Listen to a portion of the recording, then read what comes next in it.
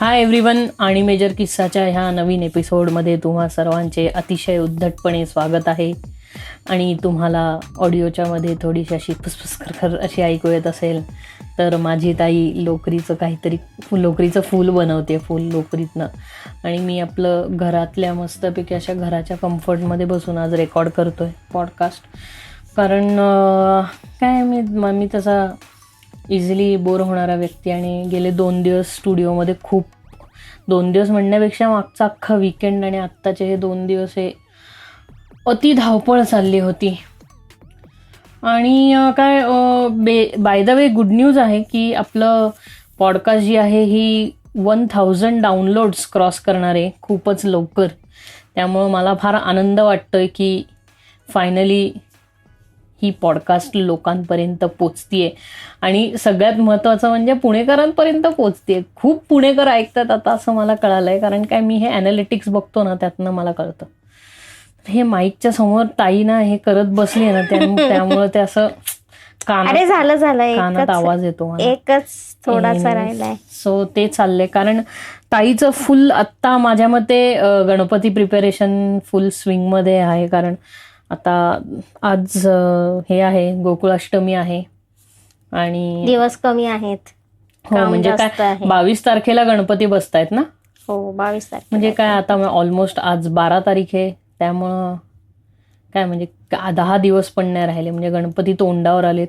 आमची गणपतीची मूर्ती बुक करून झालेली आहे आणि यावेळी आम्ही एकदम असं इको फ्रेंडली गणपती करणार आहोत. म्हणजे घरच्या घरीच यावेळी गणपती बाप्पाचं विसर्जन. कारण काय क्वारंटीन वगैरे हे सगळं चाललं असल्यामुळे आम्हाला परमिशन आहे म्हणण्यापेक्षा मी तर अजून पाहिले नाहीत की गणपतीचे हौद वगैरे कॉर्पोरेशननी ओपन केलेत. ह्याचा अर्थ यावेळी गणपती घरीच विसर्जन करावा लागणार आहे असंच दिसतंय मला. सो त्याच प्रिपरेशननुसार आम्ही इको फ्रेंडली गणपती वगैरे आता मस्तपैकी घरी ऑर्डर केलाय. इको फ्रेंडली तसा नेहमीच इको फ्रेंडली असतो गणपती, पण ह्यावेळी इको फ्रेंडली म्हणजे आपण ओव्हरऑल घरी विसर्जन करणार आहोत गणपती, हौदात न करता. तर ते आहे. म्हणजे तो एक कम्युनिटी फिलिंग असते ना ती, की बाहेर जाऊन विसर्जन करणे वगैरे. पण ह्यावेळी कोरोनाचा सावट असल्यामुळे गपगुमान घरी विसर्जन करावे लागणार आहे.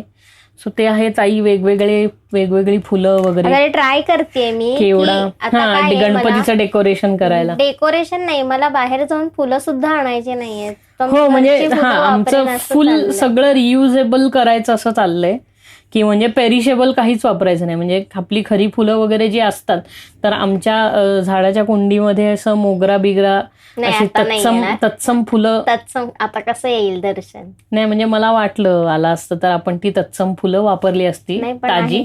पण कुठलंही ताजं असं फुलं वगैरे न वापरता everything can be used reusable. आणि तसं आपण खूप वर्षापूर्वी कमळ हे आणणं सोडून देऊन, हो, कारण काय तो इतक्या थुकरट स्टाईलचं कमळ आणि इतक्या थुकरट स्टाईलचा केवढा मिळतो की 5व्या दिवसापर्यंत त्या ह्याच्यातली म्हणजे दुसऱ्याच दिवशी लाईफ गेलेली असते त्या कमळ आणि केवढ्या. दुसऱ्या दिवशी नाही, ते घेतल्यानंतर पिशवीत टाकतानाच त्याचं आणि काय होतं की नेमकं तिथे ना मुंग्या व्हायला लागतात मग ह्याच्यामुळे.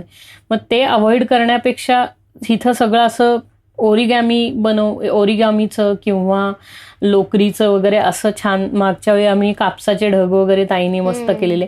जनरली कागदाचंच असतं सगळं डेकोरेशन, बेसिकली वेगवेगळा कागद वापरून वगैरे छोटा. किंवा त्याच्या मागच्या वर्षी आम्ही बाप्पाची हे केलेली इंस्टाग्राम फ्रेम तयार केलेली बाप्पाची, आणि त्याच्यात बाप्पा बसवलेले. तर असे विविध क्वर्की उपक्रम सुद्धा आम्ही राबवत असतो घरच्या घरी आरास करायचे. ह्यावेळी स्टुडिओमध्ये गणपतीची पण धावपळ नाहीये, कारण सगळंच बंद असल्यामुळे. त्यामुळं मग म्हटलं की चलो ये अभी सब इको फ्रेंडली करेंगे. आणि काय म्हणतो, सेल्फ रेट्रोस्पेक्शनचाही तुम्हाला वेळ मिळतो त्याच्यात. आमची मागची पॉडकास्ट ऍक्च्युली खूप हिट गेली माहितीये का ताई आपली. म्हणजे त्याला मस्त असे भरपूर नाही आपण दोघं जी केलेली सिबलिंग्स वाली, तर त्या पॉडकास्टला सुद्धा असं म्हणजे भरघोस प्रतिसाद ह्या लेवलवरती आपण म्हणतो. पॉडकास्ट म्हणजे असं नाही की बाबा लाखो लोक ऐकतात भरघोस प्रतिसाद स्टाईल, पण आहे म्हणजे बऱ्यापैकी. म्हणजे पूर्वीपेक्षा तर खूप कमी. आणि ऑलमोस्ट आता ह्या नोव्हेंबरमध्ये पॉडकास्ट सुरू होऊन 1 वर्ष होईल. तर 1 वर्ष चिकाटीने पॉडकास्ट केल्याबद्दल सुद्धा अशी पाठ थोपटणी झाली पाहिजे हो, आपली. मी थोपटणी म्हणजे थोपटणीच करते. नाही मग एवढं नाही म्हणजे पुढचा एपिसोड करण्याच्या लायकीची ठेव पाठवून एवढी अरे पण पाठ थोपटायची असते, थोपटणी करायची नसते. हा दर्शन. इतकं धोपटून पण म्हणजे भजन नको करू असं म्हणणं आहे हा, माझं. ठीक आहे. तर मी तुला शाबासकी देईन. भाषाशकी तर ताई मला शाबासकी देईल असं ताई म्हणतीये. बघूया म्हणजे देईल ती, मी असं नाही म्हणत आहे ती देत नाही पण. हा छाण्या सगळं तर मागून ताई घेतो. मग मी हट्टी माणूस आहे आणि काय म्हणतो ना, मी हट्ट करून सगळं मागून घेतो असं ताईचं म्हणणं आहे. फक्त घड्याळ मी तुला देत नाही, कारण काय नाही अशक्य असतं घड्याळ बिड्याळ देणं तुला. ज्या गोष्टी खरंच मला आवडतात ना त्या गोष्टी मी माझ्या पैशाने घेतो. हो ना, पण ज्या आवडतात त्या म्हणजे खूपच थोडे भारी असतात. थोडे हा म्हणजे तोच आहे ना, शौक छोटे रखतेही नाही असं आहे ना. हो पण माझं असं नसतं की मला काय म्हणजे 55 लाखाचा घड्याळ नकोय, म्हणजे इतका बावळट तर मी पण नाहीये. नाही, माझं म्हणणं काय आहे, चालत तेवढाच वेळ सगळ्या घड्याळात दिसतं तर एवढा तुम्हाला टामटूम का करावे लागते, असा माझा अगदीच म्हणजे. नाही म्हणजे श्रीमंतांचे शौक असतात आणि कसं आहे ना, तुम्हाला त्या मेकॅनिक्स ह्या गोष्टीची आवड निर्माण झाली की मग तुम्हाला खरंच वाटतं की नाही की हो, पण का म्हणजे असं होतं की सगळ्या घड्याळात एकसारखीच वेळ दिसते. नाही पण ठीक आहे, हा खूप तुम्हाला बरोबरचा आवड- विचार आहे. हा, म्हणजे मी घालतच नाही. हा कारण तू काय. घड्याळ घालत नाही ही वेगळी गोष्ट, किंवा मी जे घड्याळ घालतो हे मला 3 प्रकारची ऍक्च्युली घड्याळ असतात. एक घड्याळ जे असतं हे अॅनालॉग घड्याळ जे आहे, किंवा ह्याला क्वार्ट्स घड्याळ जे म्हणतो आपण. हे अॅनालॉग कुठे आहे, डिजिटल? क्वार्ट्स अगं तसं नाही, ह्याच्यातली मुवमेंट असते. डिजिटल वॉच जे असतं हे क्वार्ट्स घड्याळाचं असतं. तर ते क्वार्ट्स क्रिस्टलवरती चालणारं हे घड्याळ असतं, बॅटरीवरती चालतं. नंतर त्याच्यानंतर दुसरं असतं वाइंडिंग, जे आपल्याला रिस्टवॉच वाइंड करायला लागतं. मला जुनं मम्मानी आणि ते जे असतं ना ते मेकॅनिकल क्लॉक असतं. मेकॅनिकल क्लॉक असतं ज्याला चावी द्यायला लागते आपल्याला. चावीवालं. पण त्याच्यातही सेलवाले मॉडेल मिळतात. ओके. पण म्हणजे सोनाटा घेतलं होतं मी. म्हणजे त्या सगळ्या मुवमेंट्सवर डिपेंडेड असतं. ही 50-55 लाखाची घड्याळ वगैरे आहेत ना, ही काय असतात, ही ऑटोमॅटिक घड्याळ असतात. त्यांना ऑटोमॅटिक घड्याळ म्हणतात कारण त्यांना किल्ली नाही द्यायला लागेल. तुम्ही जितकं ते वापरता आणि तुमच्या हाताची मुवमेंट होते त्याच्यातनं ती स्प्रिंग एनर्जी तयार करते. म्हणजे त्याच्यात 2 स्प्रिंग असतात. एक समजा वाइंडिंगचं काम करत असेल तर दुसरी अनवाइंडिंगचं काम करते. म्हणजे 2 भांडी असतील, आलं लक्षात. म्हणजे मी जे ऐकणारे असतात तर त्याला टू बी ऑन असं म्हणतात. टू बी ऑन असं त्याला ऍक्च्युली त्याचा फ्रेंच प्रोनाऊन्सिएशन आहे.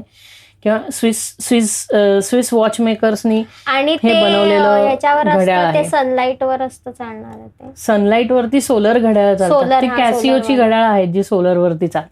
जनरली मला फक्त कॅसिओची घड्याळ आवडतात, त्यामुळे मी जी घड्याळ घेतो महाग असली तरी ती कॅसिओचीच घड्याळ असतात. मी 10वीतच सोडून दिलं, जेव्हा मी नापास झाले त्यानंतर घड्याळ फेकून दिलं मी. आणि मला कॅसिओची घड्याळ स्वस्त असतात आणि कॅसिओची घड्याळ खूप अशी मस्त असतात, म्हणजे मला आवडतात. ती त्यांची जी डिजिटल घड्याळांची स्टाईल आहे ही मला खूप आवडते, एकंदरीत जॅपनीज. आणि त्यामुळं ह्याची जी तुझ्याकडे खजाना आहे, इथे मला दिसतं इथे 6 घड्याळ आहेत माझ्या डोळ्यात. सगळ्यांना सांगायची गरज नाही, सगळे कॅसिओची 6 घड्याळ आहेत. हो. आणि असं काय होतं माहिती का, एकदम सगळे click click click click click सगळे वाजतात. आवड आहे, आता काय करणार घड्याळांची. तर माझ्याकडे स्वस्तातलं स्वस्त घड्याळ आहे. हे घड्याळ माझं सगळ्यात आवड. फक्त 6,000 वाला कुठलं? नाही, 6,000 वाला तिथे आहे ग. हे खूप मी म्हणतोय ना, हे स्वस्त. शाळेतलं घड्याळ नाही, ते फेकलं मी, सॉरी. ते शाळेतलं घड्याळ फेकलं, पण त्याबरोबर हेही त्याच शाळेच्या वेळेचं घड्याळ आहे. सो हे घड्याळ मी कित्येक वर्ष झाली वापरते. मी बँड काढून टाक ना. काय? मी बँड काढून टाक, घड्याळ घालतोच ना. हो, मी बँड. मग मला सारखा कंटाळा येतो ना तीच घड्याळ वापरून. हो ना. आता तू बेल्ट पण घेतली. मी साधारण हो तेही आहे. गब्बस. सगळं असं सांगायचं नसतं. माझं आणि माझ्या घड्याळांच्या आवडीबद्दल काही बोलायचं नाही, कळलं ना. एनिवेज, मला घड्याळ आवडतात आणि मला जनरली फक्त कॅसिओची घड्याळ माझ्या आवडतात. मेकअप बद्दल काही बोलायचं नाही. अशा ढिगावरी लिपस्टिक्स आणि फॉसिल बिसल असे कितीही ब्रँड असले तरी मला असं वाटतं की फॉर मी कॅसिओच्या घड्याळांचा ब्रँड लॉयलिस्ट आहे त्या बाबतीत. तर मला ती कॅसिओची घड्याळ आवडतात. आणि कॅसिओच्या घड्याळाबरोबर मला Q&Qची पण घड्याळ आवडतात. Q&Q पण एक जॅपनीज ब्रँडच आहे. तो that brand is owned by Timex. तर टायमेक्सचा काय म्हणतो एंट्री लेवल स्वस्त घड्याळ बनवणारा ब्रँड जो आहे तो आहे हा Q&Q. आणि दुसरी मला घड्याळ आवडतात ती म्हणजे सेकोची, जो माझा खरा म्हणजे ही श्रीमंत लोकांमध्ये सगळ्यात स्वस्त घड्याळ जे मिळतं ना ते सेकोची घड्याळ असतात. तर ते सेकोची ओरिजिनल जॅपनीज मुव्हमेंट किंवा त्याला जपान डायल कुठली आवडते? सर्क्युलर डायल हा फेवरेट आहे माझा, पण मला कॅसिओचा स्क्वेअर डायल पण आवडतो. हो, मी शोधला पण चायला मिळाला नाही. मला सगळे रेक्टँग्युलरच मिळतात. मला जनरली कॅसिओमध्ये सगळे रेक्टँग्युलर मिळतात. त्याच्यात एक कॅसिओ रॉयल म्हणून एक कॅसिओ जे आहे, तर त्या कॅसिओचा नंबर विसरलो मी. आय गेस थांब मी हे बघून सांगू शकतो नंबर, एक सेकंद. तर हे माझ्याकडे जे आहे ते F200 आहे. आत्ता माझ्या बाजूला जे मी स्टॉपवॉच लावून ठेवलंय, तर ते सगळं कॅसिओच्या यंग सिरीज मधली ही घड्याळ आहेत. तर त्याच्यात एक कॅसिओ रॉयल म्हणून एक घड्याळ आहे. बेसिकली ह्या घड्याळांची हे मला का आवडतात, कारण ही घड्याळ अत्यंत चीप असतात आणि त्याबरोबर हे खूप रफ अँड टफ युजेज करतायत. म्हणजे कुठेही आपटलं बिपटलं तरी काही होत नाही, वेळ बरोबर दाखवतात. पण घालतो घड्याळ रात्री झोपताना घालतो, घड्याळ मी टॉयलेटला जाताना घालतो, घड्याळ मी आंघोळ करताना घालतो, कारण की ते वॉटरप्रूफ आहे. हो, म्हणजे हे सगळे त्याच्या फायदे आहेत. आणि ते म्हणजे हे 6000चा कॅसिओ आहे ना, ज्याला कॅसिओ एडिफाईस सिरीज जी आहे, एडिफिस सिरीज, तर ही एडिफिस सिरीज पण तशीच आहे. तर ते म्हणजे ते जरा आहे. आणि त्याच्यानंतर आता मी तो सेको घेणार आहे. आणि जर पैसे आलेच तर मग हे घेईन, यॉट मास्टर घेईन मी, रोलेक्स यॉट मास्टर. आईच्या गावात कसलं महाग येते घड्याळ. काय ना, मला घड्याळपेक्षा आपली वेळ बदलणं जास्त आवडतं. ओमेगाची घड्याळ पण छान असतात. ते वेळ, हो, मला प्रॅक्टिकली वेळेवर जे नुसतं पाहण्यावर नाही, आपलं आपण फ्युचर म्हणजे ही वेळ आहे असं समजून ती बदलणं पाहिजे. तेच आहे ना, ते प्रत्येकाच्या पर्स्पेक्टिव्हवर डिपेंड करतं. त्याच्यामुळे मला घड्याळ किती वाजले एवढंच पाहायला. हो, पण घड्याळाचा शौक असणं काही विचित्र गोष्ट नाही. म्हणजे त्यात काय, जोपर्यंत तुमचे शौक हे खूप महागाचे आणि हिरे माणिक लावलेली घड्याळ हा शौक असेल तुमचा, तर मग जरा अवघड आहेत गोष्टी. ह्या कशा ही चीप असतात. घड्याळ हरवली, चोरीला गेली तरी म्हणजे जातच नाही चोरीला. हे घड्याळ बघूनच म्हणतात नको, याचं काय चोरायचंय. पण ते माझ्याकरता मला खूप आवडतात ती घड्याळ. कारण पुराणी यादी म्हणजे आता बघ ना, हे जे घड्याळ आहे F200, ह्याच घड्याळाला ऑलमोस्ट, आता मी तुला सांगतो, F200 हे आपण घेतलंय 2007-6 मध्ये घेतलेलं घड्याळ. हे 2006 मधलं घड्याळ आहे आणि आता 2020 उलटलाय. म्हणजे बघ ह्या घड्याळाला उलटला नाही अजून, 2000 उलटायला आलाय, ऑलमोस्ट 4 महिने. तर 2020 मध्ये हे घड्याळ अजूनही चालू आहे. म्हणजे ऑलमोस्ट आता याला 14 वर्ष झाली आहेत. 2006 ते 16 म्हणजे 10 आणि ह्याच्या बरोबर जवळपास 14 वर्ष हे घड्याळ आहे माझ्याकडे. नंतर हे दोन्ही जी एक Q&Qचं घड्याळ आहे, नंतर माझं कॅसिओज आहेत, ह्याही घड्याळांना वर्ष झालेली, म्हणजे 5-5 वर्ष त्यांना झालेली आहेत. नाही, मागच्या वर्षी हे फक्त म्हणजे एडिफाईसच फक्त आत्ताच आहे, म्हणजे त्यालाच फक्त 3 वर्ष झाली आहेत. बाकी सगळी 5-6 वर्ष होऊन गेलेली घड्याळ आहे. ती पप्पांना दिलं होतं, आवडलं नव्हतं मॅम त्यांना. त्यांना टायटनचं दिलं होतं मी.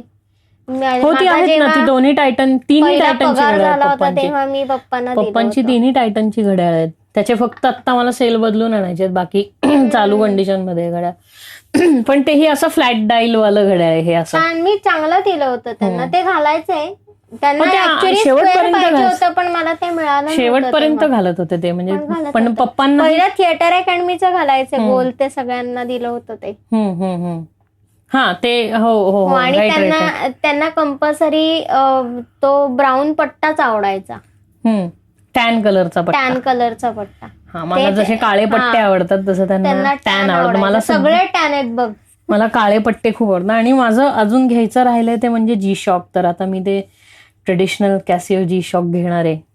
म्हणजे लगेच नाही, असं तोंड अगदी की मिकी माऊसनी काय म्हणतो ना, आवळा खाल्ल्यासारखं तोंड नको करू. तो मिकी माऊसने आवळा खाल्ल्यावर कसं तोंड करेल तसं तिने तोंड केलं आता माझं. मी म्हंटल कॅसिओ जी शॉक घेईन तर शॉक असलेल्या लोकांकरता जी शॉक. बाकी मला तसं महागडं म्हणजे मला म्युझिकच्या इक्विपमेंट वगैरे किंवा हो ते आपण म्हणजे असं होतं की विंटेज म्युझिक खूपच इन्स्ट्रुमेंट जास्त प्रमाण आपलं ती लिस्ट कधी संपतच नाही म्हणजे जुनं म्युझिक प्ले करणं किंवा जुनं म्युझिक प्ले करू शकणारं इक्विपमेंट ठेवायला मला खूप आवडतं. म्हणून गेले 2 वर्ष मी एक व्हीसीआर शोधतोय. तर अरे व्हीसीआर मिळालाय तुला म्हणलं ना का व्हीसीआर मिळालाय, पण तो व्हीसीआर चालू कंडिशन मध्ये आहे का नाही ते माहिती नाही. हो म्हणजे तेवढंच राहिलंय. म्हणजे मीही एक आवाहन करतो कोणाला ऐकणाऱ्यांना की तुमच्याकडे व्हीसीआर असेल आणि तुम्हाला तो लागत नसेल, तुम्ही वापरत नसाल तर मला द्या, कारण मला तो आवडतो आणि मला ठेवण्याकरता एक छान जागा आहे माझ्याकडे व्हीसीआर. माझ्याकडे आता सगळे विंटेज इन्स्ट्रुमेंट्स आहेत. म्हणजे सगळे हे आहेत इन्स्ट्रुमेंट्स म्हणण्यापेक्षा माझ्याकडे हे सगळे काय त्याला आपण म्हणतो की इक्विपमेंट आहे, विंटेज इक्विपमेंट आहेत. कॅसेट प्लेअर, 4 ट्रॅक प्लेअर्स आहेत. नंतर हे रेडिओ जे आहेत पप्पांचे सोनीचे बूम बॉक्सेस जे आहेत तर ते 3 बूम बॉक्स आहेत. तेच म्हणलं ते 3 कॅसेट प्लेअर कम सीडी प्लेअर असं आहे. ते बूम बॉक्स आहेत. नंतर असे बऱ्याच गोष्टी आहेत. जुने आपले काय होते रेकॉर्ड प्लेअर पण आहे. आता रेकॉर्ड प्लेअर पण आहे त्यामुळे रेकॉर्ड्स पण कॉपी करून हे सगळं करता येतं. सो आता तिथपर्यंत आहे सगळं. आता माझं राहिलंय फक्त म्हणजे डीव्हीडी प्लेअर पण आहे ऍक्च्युली. तो पण आता हे झालाय म्हणजे लेजेंडरी नाही काळाच्या ओघात गेलेली गोष्ट आहे घरात डीव्हीडी प्लेअर असणे. म्हणजे आपण जेव्हा नवीन चकाचक डीव्हीडी प्लेअर घेतला तेव्हा डीव्हीडीचा ट्रेंडच गेला इतका उशिरा डीव्हीडी घेतलेला आम्ही. पण आहे मग ओनिडाचा डीव्हीडी. पण नंतर आता सध्या आपली टीव्ही पाहण्याची क्रेज घाणेरड्या सगळ्या टीव्ही बघण्याचीच क्रेज गेली असल्यामुळे तो टीव्ही आहे हे अस्तित्वात आहे असं वाटतच नाही. म्हणजे बघणंच होत नाही टीव्ही जितकं जास्ती. सध्या कसं झालंय श्रवण भक्ती परत खूप वाढली आहे. सगळं गोष्टी ऐकत राहाव्याशा वाटतात त्यामुळे ते ऐकत राहणं खूप झालंय. नेटफ्लिक्स आहे आणि वेगवेगळ्या गोष्टी. हो म्हणजे आता तुमच्या काय म्हणतो एंटरटेनमेंट करता आता बरेच पर्याय आता ओपन झालेले आहेत वेगवेगळे. त्यामुळे तुम्हाला नेसेसरी असं नाहीये की एकाच आराखड्यात राहून काही करायला लागतं. टाटा स्कायवाल्याने म्हणून तर फोन करणं सोडून दिलं, रिचार्ज करा म्हणून. हो काय म्हणजे झालं आपल्याला आता टाटा स्कायचा रिचार्ज करून सुद्धा माझ्या मते 6 महिने झाले. म्हणजे ऑलमोस्ट 6 महिने आम्ही टीव्हीच पाहिला नाहीये. जे काय होतंय ते सगळं असं मोबाईलवरतीच काही डेटा, मोबाईलवरतीच काही असं कन्झम्पशन होतं. म्हणजे काही बघणे वगैरे वगैरे वगैरे सगळंच बघणे अशा गोष्टी. झोपू नकोय. नाही अगं उशीर झालाय त्यामुळे जरा जांभ ह्याच्यात पण झोप नाही येते मला. आणि काय बरं जुने वॉकमन आहेत आपल्याकडे. हो आणि साधारण एक 3,500 कॅसेट्स आणि एक 1,500 ते 1,400 CD. खूप असा एक खूप मोठा खजाना पडलाय. तर ते सगळं क्युरेट करून माझं चाललंय की कसा आणखीन एक कसं छान सर्व्हर बनवणार आहे मी त्या स्टोरेज करता ह्या सगळ्याच्या ह्याच्या. म्हणजे कसं उद्या काही झालं तरी ते सगळं कंटेंट राहील आपल्याकडे. नाही स्टोरेज सर्व्हर बनवायचा आहे. तो 1 TB वगैरे आजकाल म्हणजे पेनड्राईव्हची लायकी आहे ती. 1 TB नाही मला कमीत कमी म्हणजे 20 TBचा सर्व्हर बनवायला लागेल. तर 20 TBच्या सर्व्हरमध्ये मी तो छान असं बनवून ठेवेन. तर आहे म्हणजे फ्युचर प्रोजेक्ट आहे माझा, ड्रीम प्रोजेक्ट. सगळं हे करायचं काय म्हणतो आर्काईव्ह, उरलेलं सगळं आर्काईव्ह करायचं. काही आर्काईव्ह केलंय, अजून खूप आर्काईव्ह करायचं राहिलंय. म्हणजे केलंय असं की त्याच्यातलं अत्यंत महत्वाचं, त्यातलंही सगळ्यात महत्वाचं असंच फक्त ठेवण्यात आलेलं आहे. तर ते म्हणजे टोटल कलेक्शनचा 1% पण नाहीये. बरोबर. पप्पानी खूप काय त्याच्यामध्ये. म्हणजे आपल्याकडे एवढ्या कॅसेट आहेत की इतक्या काही रेअर रेकॉर्डिंग आहेत त्याच्यात की माहिती पण नसेल. अनसीन म्हणजे लोकांच्या घरच्या मैफिली रेकॉर्ड केलेल्या तर त्या आहेत. तर असं खूप साऱ्या गोष्टी आहेत ज्या त्या आपल्या लहानपणाची माझी कॅसेट आहे का रे त्याच्यामध्ये. आहे ना, सगळं शोधायला लागेल. इथेही काही कॅसेट्स आहेत घरामध्ये, स्टुडिओत बऱ्याच कॅसेट्स आहेत. आपल्या लहानपणी आपण जेव्हा नुकते बोलायला शिकलो होतो ना तेव्हा हो ते आहेत ना, त्या कॅसेट्स आहेत, केल्या होत्या. त्या कॅसेट्स आहेत, स्टुडिओत आहेत त्या. आहे ते सगळं म्हणजे तेही करायचंय असं रिलीज. वेगळं आहे ना, भन्नाट येते असं. म्हणजे आता कसं, आता हे मोबाईल आणि या सगळ्या गोष्टी ना, तेव्हा ते अप्रूप फक्त म्हणजे तेव्हा ती टेक्नॉलॉजी अवेलेबल होती ना, तेव्हा पप्पांनी वापर करून घेतलाय त्या गोष्टींचा. पण मजा येते म्हणजे ते सगळं करायला. बेसिकली आवाज ह्याचा आहे, स्वरूपचा घेतलेला आहे, असा जो आहे तो. म्हणजे पप्पांनी तयार केलेलं जे फोली आहे ते सगळं, जसं मी आता आपलं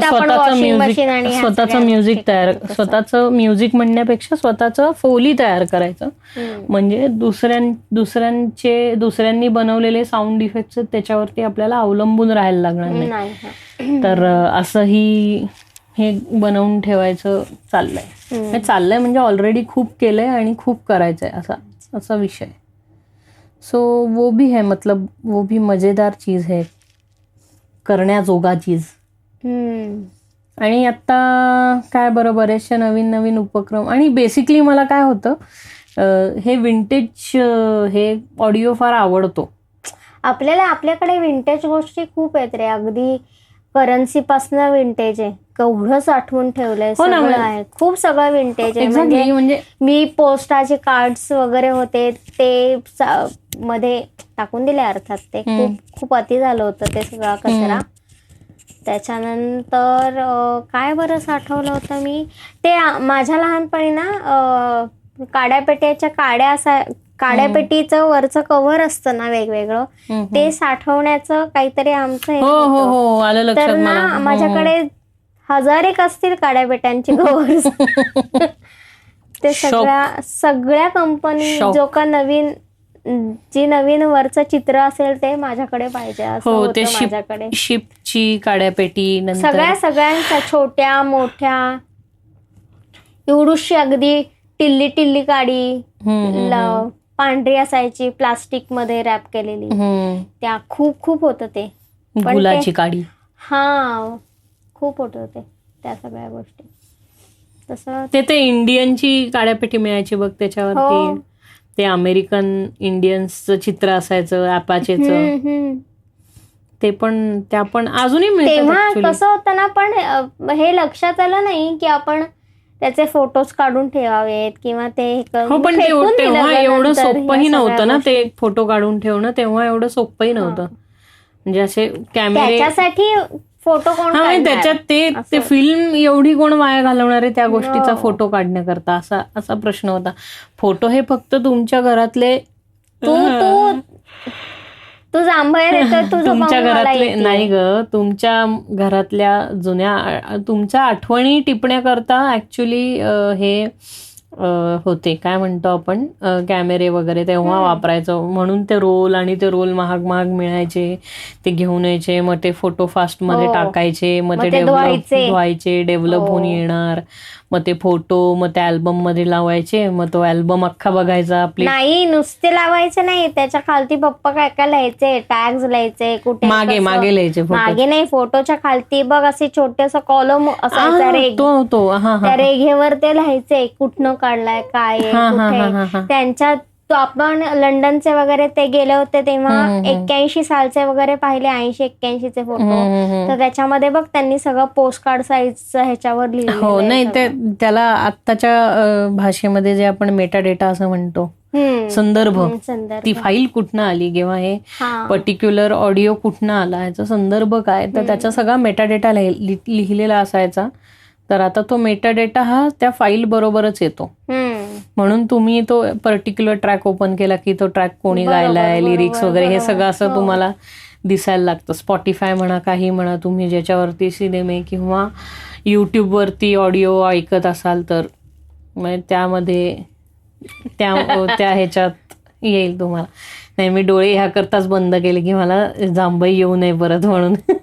ऑक्सिजन कमी पडतोय, जांभई येते, ऑक्सिजन कमी पडतोय आणि मला असं पाणी प्यावंसं वाटतंय, म्हणून मी थोड्या वेळात असं उठेन आणि पाणी पिऊन येईन. पण तेही आहे, एक छान या गोष्टी आहेत.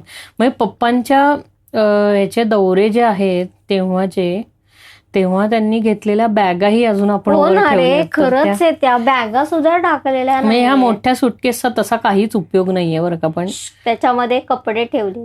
हो म्हणजे तसं म्हटलं तर ती कुठे आता बाहेर गावी जायला पण नाही अरे ती वापरता येऊ दोनदा शकत. त्यांनी दुरुस्त करून आणली ते असताना. ते टाकून देत नव्हते सगळं. VIP सगळ्या तुकडत अजून पडली आपल्याकडे. बघितलं त्याच्यावर? अगं डफल बॅग्स पासून आहेत त्यांच्या हो, तिकडे तिकडनं आणलेले काळे काळ्या डफल डफल बॅग्स आणि हे हो. ते सगळे. नाही माझंही तेच झालंय ना. मी काय काय करते? झालंय माहितीये का, त्यांना ते ज्या काळात तिकडे जाऊन आले ना, ते सगळं उच्च दर्जाचं सगळं पाहिलं. त्याच्यामुळे इकडचं इंडियन असं वाटतं तेव्हाचं शिकाय घाणे असं व्हायचं त्यांना. खरंय. त्याच्यामुळे ना त्यांनी ते टाकूनच दिलं नाही. काय घाणे नाही ते त्यांच्या म्हणजे साईजचं इथे काहीच मिळायचं नाही हा प्रॉब्लेम यायचा. म्हणून त्यांनी ते ठेवलं सगळं. त्यांना आवडणारं बरोबर त्याच प्रपोर्शन्स मधलं हे सगळं त्यांना. नाही पण ते कपडे इकडनं शिवून घेऊन गेले होते. कपडे नाही ग पण ह्या जनरली अशा ह्या ज्या मोठमोठ्या बॅग आहेत ना आता त्या मम्माला आणलेल्या साड्या सुद्धा त्याने टाकून दिल्या नव्हत्या. शेवटी मी नंतर टाकून देऊन टाकल्या. ट्रॉली सिस्टीम नव्हती ना तेव्हा एवढी बॅगांना उचलून घेऊन जायला लागायचं. पण ही पण उचलूनच घेऊन जावी. आणि आपल्या सगळ्यांची उंची कमी असल्यामुळे आपल्याला ही खूप जड होते उचलताना. कारण काय ते तुमच्या पायात अडायला लागतं ना. उंच लोकांचं कसं ते एवढं वर येतं जमिनीच्या की तुम्हाला आपण जमिनीलाच लागतो. मग आता त्या ट्रॉलीज असल्यामुळे एवढं काही वाटत नाही त्या गोष्टीचं. नाही पण मला माहितीये राजस्थानला माझी कसली फॅफॅ झाली होती. जरी मी ओढत आपलं हे ट्रॉलीवाली बॅग नेली असेल तरी ती अत्यंत जड झाली होती. मला एकही कण इकडनं तिकडे हलवता येत नव्हती ती. हो म्हणजे ते तर होणार. आता ती खूप जड झाली होती. ते बस ट्रॅव्हल मध्ये हे होतच सारखं. आणि हॉल्ट खूप होते. सगळं पाहायचं पण होतं. जवळजवळ सगळं राजस्थान 15 दिवस आम्ही पाहिलं. त्याच्यामुळे खूप जास्त प्रवास होता तो. हेक्टिक होतं. खूप हेक्टिक होतं. प्रवास प्रत्येक ठिकाणी जायला 5-5 तास 6-6 तास 8 तास लागायचे रे. तर बसून पार म्हणजे अक्षरशः हे अंग दुखायला लागायचं. नाही बरं तुमच्या बरोबर सगळी जी लोक होती ती पण सगळे वयस्कर होते. हो पण ती ट्रिप भारी झाली होती माझी. म्हणजे मला जायचंच होतं. मम्माचं आणि माझं ठरलं होतं की राजस्थानला जायचंय. पण मम्मा बिचारी राजस्थानला जाऊ नाही शकली. पण माझं ते स्वप्न पूर्ण झालं. पप्पा जाऊन आले ना. पप्पा नाही गेले. हा पप्पा गेले. अरे हो गेले. एवढ्या फिल्म्स वगैरे बनवल्या राजस्थानच्या. 2009 ला गेले. 10 ला गेले. 10 एवढ्या त्यांनी फिल्म्स बनवून ठेवल्यात. मॅग्निफिसंट राजस्थान वगैरे. हो बरोबर आहे. गेले पप्पा गेले होते राजस्थानला. आणि ते ह्याला पुरीला वगैरे पण गेले होते. ते ह्याला ओडिसाला पण गेले होते. त्यांनी बरेच म्हणजे जवळजवळ खूप फिरलेत. मी आपलं पहिलं माझं हे होतं ड्रीम ट्रिप ती राजस्थान केली. मला जायचंच होतं म्हणून. आता मला केरळला जायचंय. जा ना. केरळ पण मस्त आहे बघण्यासारखं. केरळला जायचंय. त्याच्यानंतर लडाखला जायचंय आणि हिमालय. बस बाकी काही नाही पाहिलं. काश्मीर वगैरे नाही पाहिजे तुला. नाही हिमालय म्हणजे तुला नेपाळला जायचंय. नेपाळ असं नाही पण तू लडाखला गेली.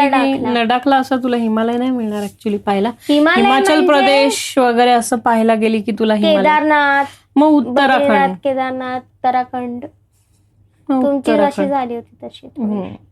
पण आमची सोलो ट्रिप. आमचं कोण भीक मागून सुद्धा कोणी येत नाही बरोबर.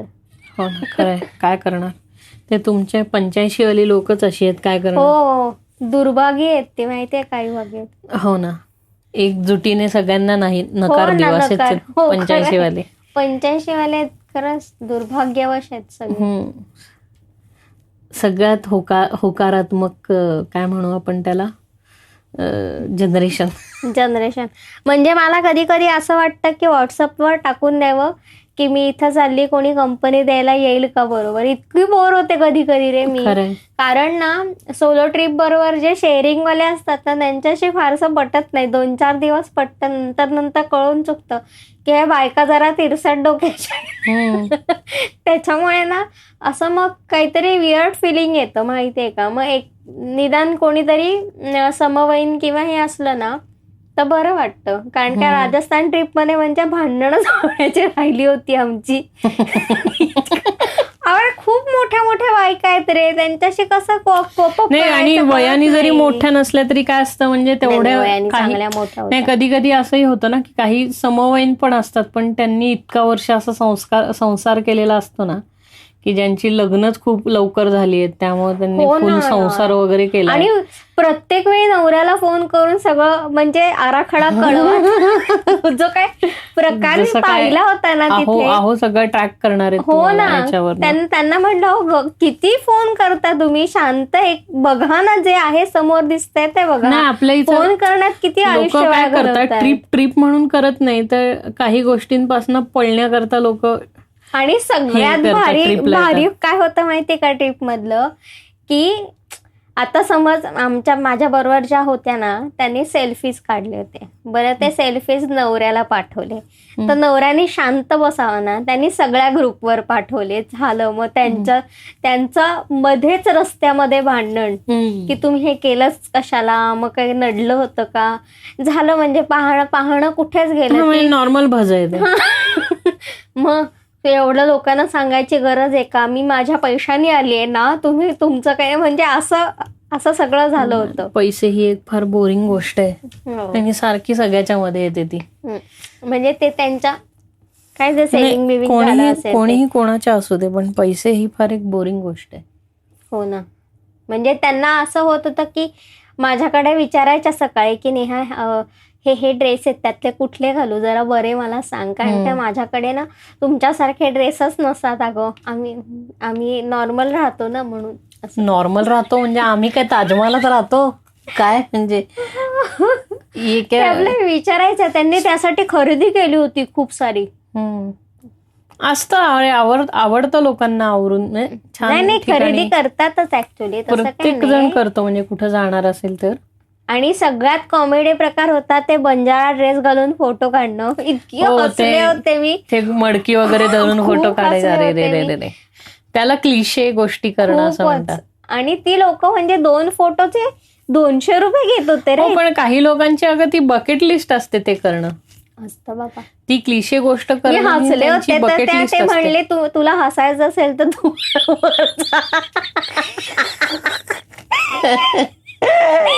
त्यांना म्हटलं ठीक आहे. आणि जे घातलेले कपडे त्याच्यावरती अजून डगलं चढवायचं ते, आणि एवढं मोठे त्यांना ते राजस्थानी दागिने घालायचे. आता कोरोनाच्या काळात हे सगळं बदलणार बघ, लोक आता 100 वेळा विचार करणार असे लोकांनीच घातलेले कपडे परत घालून ते करण्याचा. हो खरंय. त्यामुळं आता तर मला असं वाटतं की हळूहळू आपल्या इथे पण असं स्थिर व्हायला लागलंय सगळं, लोक बाहेर पडतायत, काय चांगलं म्हणजे सगळं दुकानं वगैरे सगळं चालू झालंय. हो, पण ना आपल्याकडे ना लोकांना थोडी अक्कल थोडी कमी दिली असं मला कधी कधी वाटतं. काय आहे माहितीये का, मास्क घालतात, मास्क काढतात, थुंकतात आणि मास्क घालतात, मग उपयोग काय मास्कचा? त्या आहे ना, बाकी वेळेस काही होत नाही. आणि त्या मी सगळ्यात कॉमेडी गोष्ट काल पाहिली, तो माणूस आहे ना, तो मास्क आहे ना, तो ओठाच्या खाली असा त्यांनी लावला होता, ओठाच्या हनवटीपासून त्या गळ्यापर्यंत मास्क होता आणि वरती सिगरेट ओढत होता आणि तो रस्त्याने चालला होता तसा. चांगली गोष्ट आहे. मला असं बेसिकली वाटतं की माझे जे काय म्हणतो ना, गुटखा आणि गायछाप खाणारे हे जे बांधव आहेत त्यांना तू काही बोलू नये. हे बघ, स्थायी भाव असलेला जो प्राणी असतो तर नाही, त्यांना थुंकावं असं वाटणारच, कारण तंबाखू महत्वाची हे लक्षात ठेवतो. जगात पहिले कोरोना आला का तंबाखू आले हे सांग, हा मग विषय संपला. तंबाखू श्रेष्ठ आहे असं मानूनच चालायचं. हे माझे पर्सनल व्ह्यू आहेत आणि हे सार्कॅझम आहे, जर कळत नसेल तर. नाही, कधी कधी एक्सप्लेन करायला लागतं, नाही तर लोकांना वाटतं की अरे कसं काय बोललास, म्हणजे तसं काही नाहीये, लावत नाही, तसं काही नाहीये. पण म्हणजे सांगण्याचा हेतू हा की ह्याला सार्कॅझम असं म्हणतात मराठीत. आणि अस्खलित शी असं कसं झालं, अस्खलित मराठीमध्ये सुद्धा ह्याला सार्कॅझम असेच म्हणतात. अस्खलित मराठीत सार्कॅझम कसे म्हणतील? झाला की नाही जोक, ते बघ तुला कळाला नाही म्हणून मला सांगायला लागतं हे लोकांना. कळलं. भापो आपागे. नाही, हे जे तुमचे शॉर्ट फॉर्म आहेत हे नको, मला नाही आवडत. माहिती नाही का भापो आलं लक्षात, आपागे? मला भावना पोचल्या, आरपार गेल्या. आरपार आणि आरपार गेले. इतकं हे जे आहे ना हे म्हणजे ते गप रे, आमच्या शाळेपासून आहे ते, असं नाही करायचं. तेच तुमची जी 85 वाली जनरेशन आहे ना, ए सारखी सारखी नावं नाही ठेवायची. 85 बोचकून काढेल. बघ हे असे असतात सगळे लोक उपद्रवी, नतद्रष्ट सगळे. ए नतद्रष्ट वगैरे नाही, आमच्या सारखी बॅच नाही, आम्ही सगळ्यात शेवटची चांगली बॅच आहे. हो, सगळे तुम्ही 90 प्रत्येक वाले बॅच तेच शाणे. म्हणतं, आयुष्यात प्रत्येक बॅच पास आउट होणार नाही नाही, तुमचे 90 वाले फार शाणे आहेत सगळे. आमच्या 90 वाल्यांना काय म्हणजे मी काय फार त्यांचा फार आदर करता अशातली गोष्ट नाहीये. आणि आमच्या 90 वाले म्हणजे मी 92च आहे, मला उगाच 90 वाल्यांच्या बॅच मध्ये नको मध्येच येतो ना. मग मी तुला 85 म्हणतोय, तुला मी म्हणतोय का 70 ते 92 वाले. 70 ते 90च्या मधले असं थोडी म्हणतोय मी तुला. 92 वाले. हा, मी तुला थोडी म्हणतोय तू 70 ते 90च्या मधली आहे.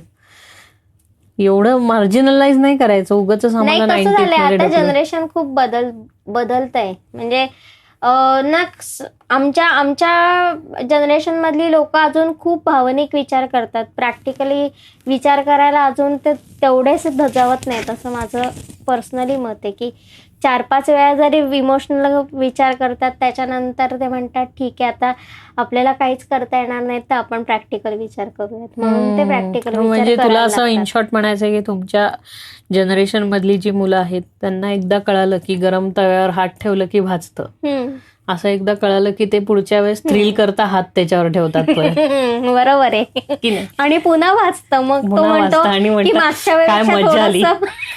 वेळेपेक्षा थोडं कमी भाजलं, अजून भाजलं असतं तरी चाललं. 85 वाले सगळे थ्रिल करता स्वतःला चटका देतात आणि मग हा काळा कुट्ट जेव्हा सगळे काय म्हणतो सेकंड डिग्री बर्न्स होतात हाताला, मग म्हणतात की अरे जरा जास्तच झालं नाही का चटका, जाऊ दे आता नको, आता दवाखान्यात जा. म्हणजे काय बिंडोक माणूस असं होतं ना. नाही बिंडोक नाही, ते स्वतःला सारखं शिवाय देत राहतात की आपण ह्याच्यातनं काही शिकलोच नाही, माझीच चूक आहे, मी स्वतःला शिक्षा करून घेतो. माझीच चूक आहे जनरेशन, माझीच चूक आहे, त्यांची चूक नाही, सगळी माझी चूक आहे. येस, मी कबूल करतो, असे जे आहे ना. नाही म्हणजे तुम्हाला माहिती असतं की समोरच्याची चूक आहे, पण तरी सुद्धा शब्दाने शब्द वाढू नये म्हणून माझी चूक आहे कळलं. म्हणजे असं होतं की गाढवाशी कोण बोलायला जाणार, असं होतं काही वेळेस. बरोबर आहे. आणि मग तेच लोक तुम्हाला गाढव ठरवतात. आमचं म्हणलं ना दुर्भाग्यवश. हो, कारण काय तो म्हणतो बघा मी सिद्ध केलं की नाही हा माणूस गाढव आहे, बघा हा बोलतो. पण त्यांनी असं कसं केलेलं आहे की नाही गाढव आहे म्हणजे तो आम्ही हो मी आहे गाढव असं म्हणतो आम्ही. हो मी आहे गाढव, कारण तुम्ही भांडणं कमी कर. कारण काय होतं, तुम्ही समोरच्याचा डाव समजून घेत नाही, समोरचं तुम्हाला गिल्टी फील करून सिद्ध करून घेतो स्वतःला की मी नाहीये, ह्यांची चूक आहे असं म्हणतोय मी. म्हणजे कसं होतं कधी कधी मला पप्पांचा किस्सा कायम आठवतो त्या बाबतीत.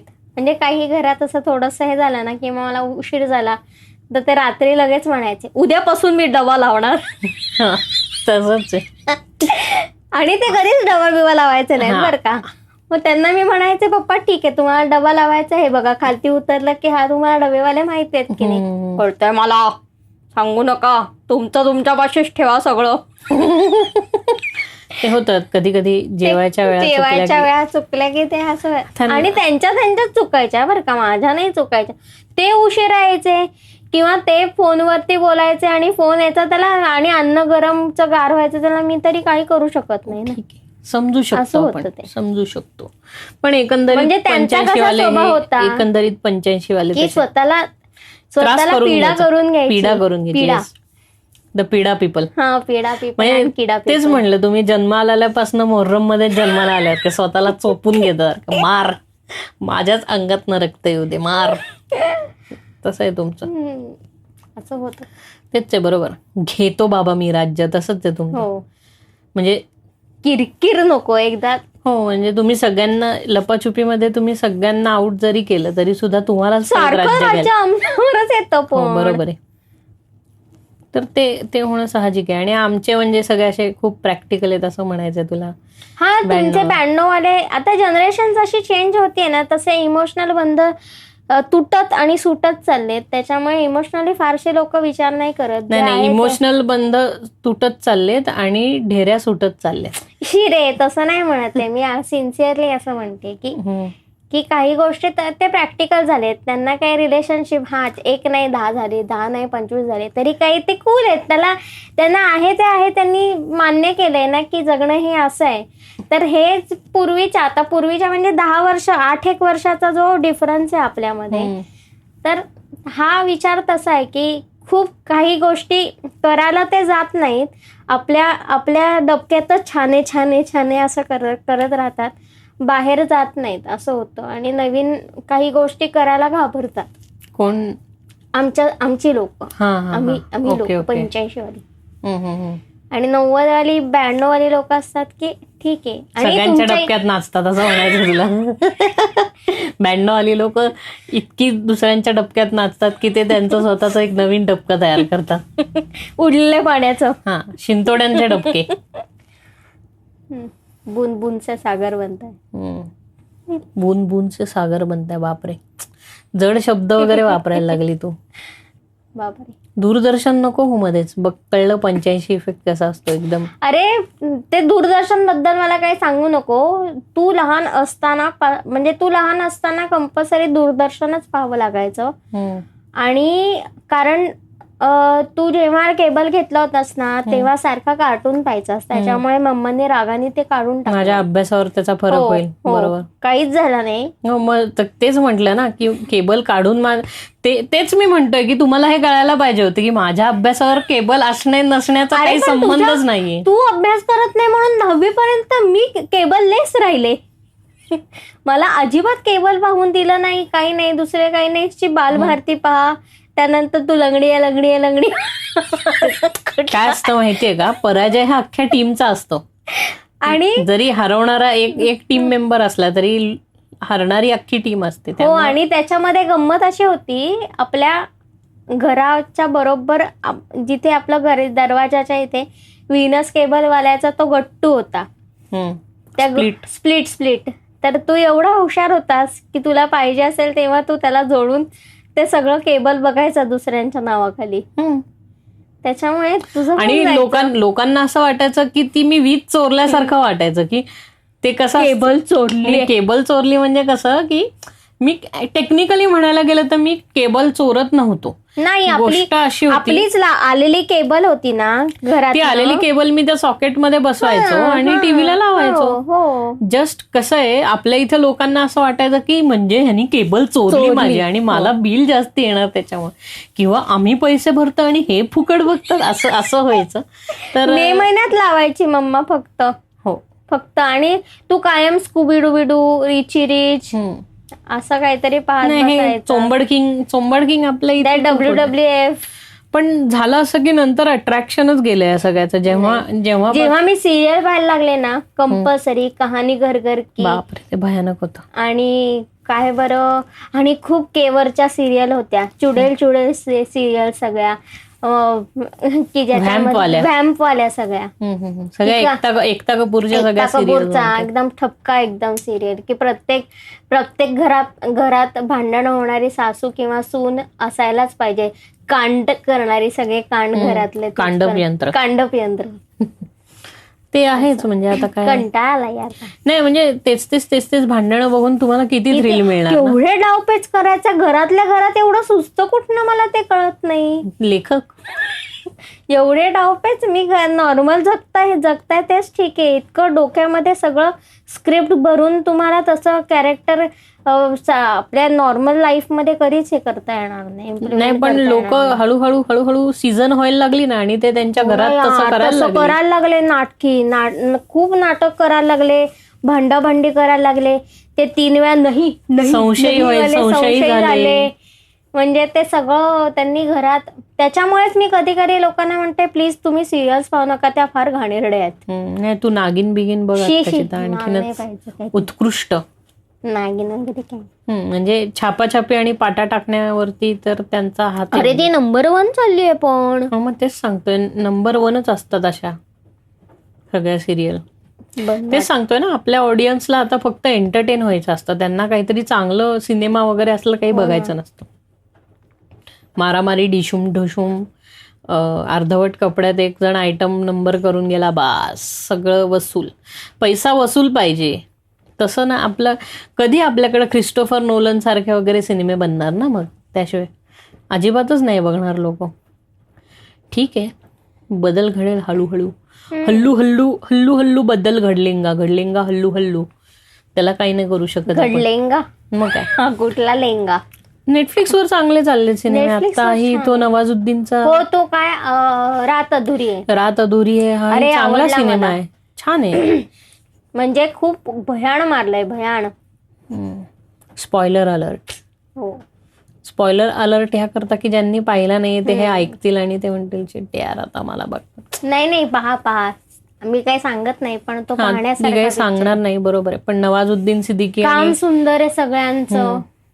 आणि नेटफ्लिक्सची सगळ्यात आवडती राधिका आपटे. हो, खरं पण तिचं काम उत्कृष्ट. ऑब्व्हियसली तिचं काम चांगलं आहे. आणि राधिका आपटे नाव will be known as Netflix गाजवणारी हिरोईन. कारण एक वेळ अशी होती की फक्त राधिका आपटेच्याच सगळ्या सिरियल्स आणि वेब सिरीज आणि सिनेमे नेटफ्लिक्सवर होते. जान्हवी कपूरचा कुठला म्हणला तो मला पाहायचा आहे, मी नाही पाहिला. हा, तो त्या पायलट वरती जो आहे कारगिल वॉर मधल्या, तर तो आहे.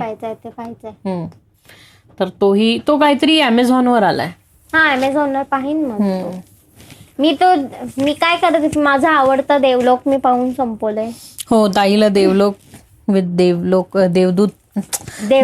विथ देवदत्त पटनायक रे. मग मला बोलू दे ना. देवलोक विथ देवदत्त पटनायक ताईनी पूर्ण बघून संपवलेलं आहे. आवडतंय मला. आपण एपिक वरती फक्त असं अधूनमधूनच बघत होतो, पण आता तुला सगळे एपिसोड. हो, सगळे मी 43 एपिसोड संपवलेले आहेत. मला काय होतं की खूप साऱ्या गोष्टी आपल्याला माहिती नसतात मायथॉलॉजी मधल्या, आणि तो माणूस खूप सायंटिफिकली सांगतो.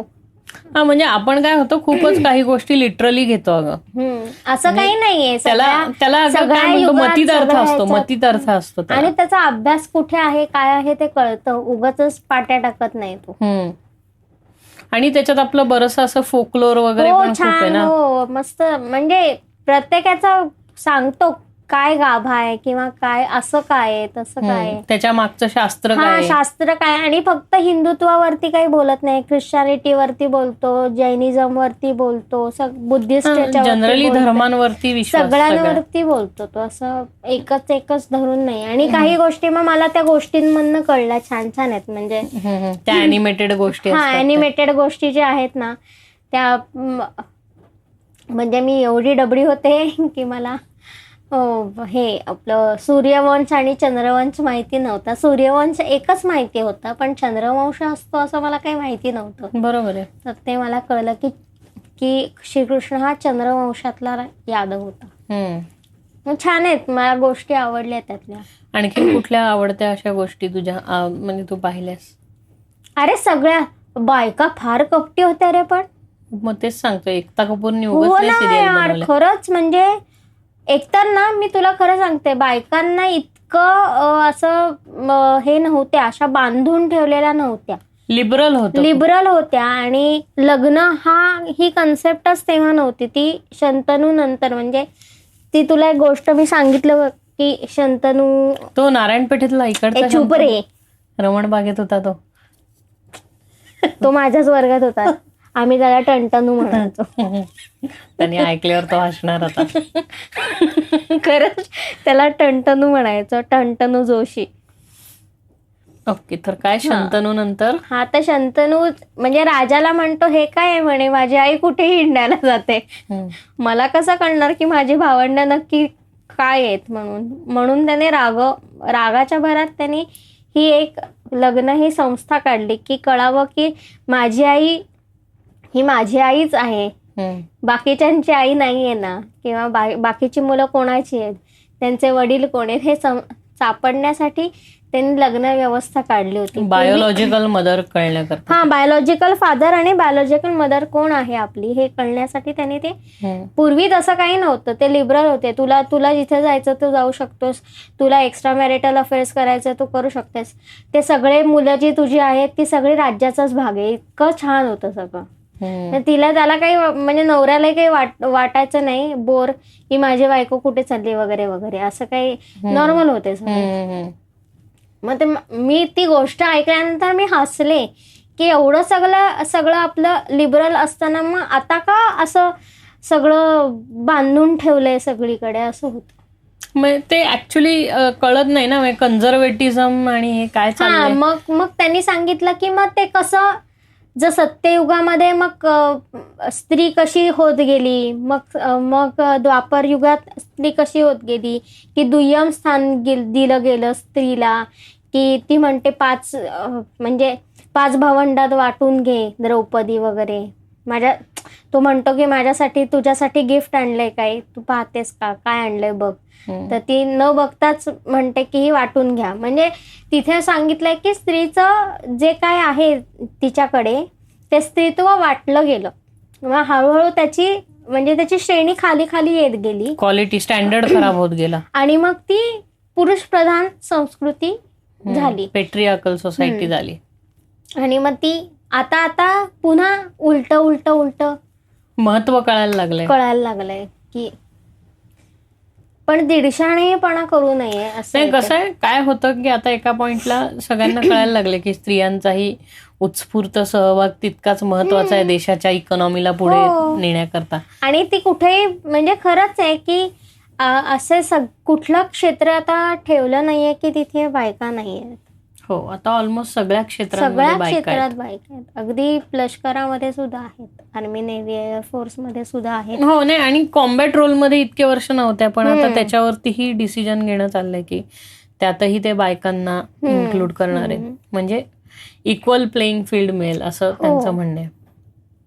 आणि सगळं असून पण त्या करतायत ह्या सगळ्या गोष्टी. म्हणजे फक्त रिप्रोडक्टिव्ह न राहता काही गोष्टी आपल्या जे काय म्हणतो आपण एक एम आहे किंवा एक अँबिशन आहे की ते अँबिशियस बनवणं हे मग तसंच आहे ना. मग चीन का त्यांच्या प्रगतीचं श्रेय बायकांना देतं, कारण त्यांनी पण खूप बायका सामावून घेतल्या ना त्यांच्या वर्कफोर्समध्ये.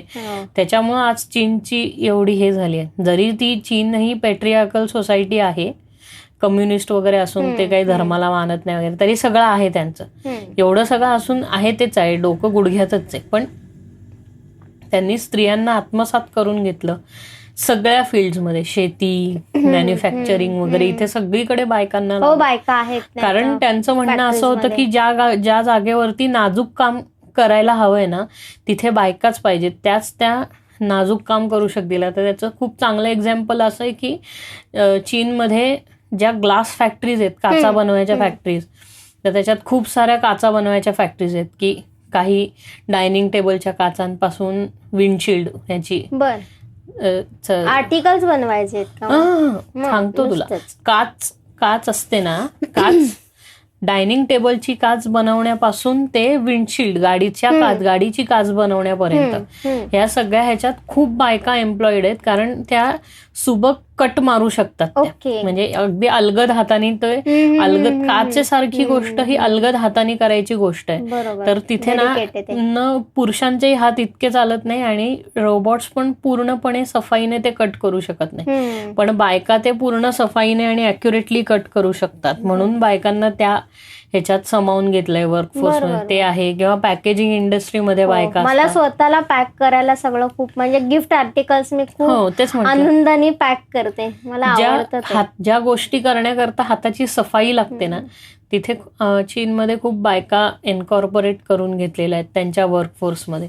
मग तिथे शेतीपासून आहे. आणि आज आपल्याला आपण किती चीनला शिव्या घातल्या तरी हे आपण बघितलं पाहिजे की त्यांच्याकडं इतकी नवीन नवीन प्रकारची मशीन आहे, इतके मशीन्स आहेत की आपण त्या लेवलला आत्ता पोहोचूच शकत नाही. त्यामुळे उगाच त्यांच्यावरती राग काढून उपयोग नाही, किंवा आपला राग चीनच्या सरकारवरती असू शकतो, नाही, पण आपण चीनच्या लोकांची आता- आपण चीनच्या लोकांवर चिडून आपण काहीच करू चीनच्या शकत नाही. लोकांवर चिडून नाही, आपण आता सुरुवात केली की हळूहळू होईल. हो, मग तेच आता सांगतोय. शून्यापासून सुरुवात करायची. मॅन्युफॅक्चरिंग ते वर्ष झाले मॅन्युफॅक्चरिंग 1960 पासून चीन करतंय ग हे सगळं, मग म्हणून आता एकदम आहे करायला त्यांच्याकडे. कसं आहे, मेनली काय रॉ मटेरियलच आपलं तिकडनं येतं रे, असं होतं. त्याच्यामुळे हो, तुम्ही त्यांनी नाही काय करू शकत. फॅक्टरीज बनवल्या एवढ्या की ते एवढं रॉ मटेरियल तयार करू शकले. म्हणजे खरं मला आश्चर्य वाटतं की मी जे हे ब्युटी पार्लर्समध्ये किंवा ह्याच्यामध्ये ब्युटी इंडस्ट्रीमध्ये आणि हे जे सगळे आर्टिफिशियल आम्ही सगळे फ्लावर्स आणि ह्या सगळ्या गोष्टी हे वापरतो त्या सगळ्या चायनातनं येतात. हो, कारण काय ते स्वस्त कुठंही- विकणं स्वस्त आहे हो, ग. खूप जास्त इथं स्वस्त बनवणं आहे. बनवणंच स्वस्त नाहीये तर काय. हो, खूप जास्त स्वस्त आहे तिथे. त्याच्यामुळे ते बल्कमध्ये म्हणजे सदर बाजारला येणारी ही गोष्ट अर्ध्यापेक्षा जास्त सगळ्या चायनीज आहेत, चायनाहून इम्पोर्ट झालेल्या आहेत त्या. बरोबर आहे. आणि त्याच्यामुळे- आता अख्खं जग अवलंबून आहे ना त्यांच्या इम्पोर्टवरती, नुसतं काय आपलं आहे असं नाही. हेच बघ ना, आता तू डेटा पाहिला तर जून जुलैमध्ये इंडियाचा तिप्पट झाला इम्पोर्ट चायनातनं, एवढं सगळं होऊन पण. म्हणजे N95 मास्क बीस्क हे सगळं चायनातनच बनवून येत. 3PA प्लाय मास्क, कितीही प्लाय मास्क सोड, तू काही नुसते आपले किचनचे आपण हे घेतो, अरे सगळे किचन गॅजेट्स जे आपण किचन गॅजेट्स काय हे जे आपण काय म्हणतो टिश्यू पेपर वगैरे हे सगळं घेतो, हेही चायनातनं बनवून येतं ग खूपसं. नाही, आपल्या इथे पण पेपर इंडस्ट्री आपल्या इथे आहे की ते मॅन्युफॅक्चरिंग पेपर जे आता आपण प्रिंटिंग आणि या सगळ्या गोष्टी करतात अगं पण ते ज्या स्केलवर बनवू शकतात ते. स्केल नाही अरे, म्हणजे त्यांचं कसं आहे की मिनिटाला 1.25 कोटी पडतं ना. एक्झॅक्टली, मी ते सांगतोय. 1 लाख मास्क बनवायची कपॅसिटी आहे त्यांच्याकडे. जे आता स्वस्तातलं स्वस्त मशीन आहे ना मास्क बनवणारं, ते एका तासात काहीतरी 1 लाख मास्क बनवतो. हो ना, म्हणजे एका मास्कची जे यूज अँड थ्रो आपण मास्क घेतो ना, त्याची एकाची मॅन्युफॅक्चरिंग कॉस्ट ही 3 पैसे आहे.